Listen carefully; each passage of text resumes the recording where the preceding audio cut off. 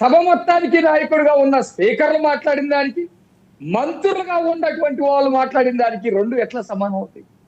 రాజకీయ నాయకులు ఎవరు వాళ్ళు? ఆ రోజు కొడాలి నాని రాజకీయ నాయకుడు, దాదాపు 4 సార్లు ఎమ్మెల్యేగా గెలిచినటువంటి వ్యక్తి.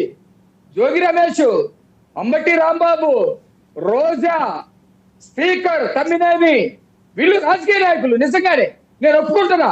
రాజకీయ నాయకులుగా ఉండి ఆ రోజు వాళ్ళు మాట్లాడినటువంటి మాటలకి వాళ్ళ ముఖ్యమంత్రి గాని, వాళ్ళ పార్టీ పెద్దలు గాని, వాళ్ళ సలహాదారులు గాని, వాళ్ళ కుటుంబ సభ్యులు గాని ఎవరైనా ఇది తప్పు అన్న దాఖలు ఒక్కడన్నా చూస్తారా?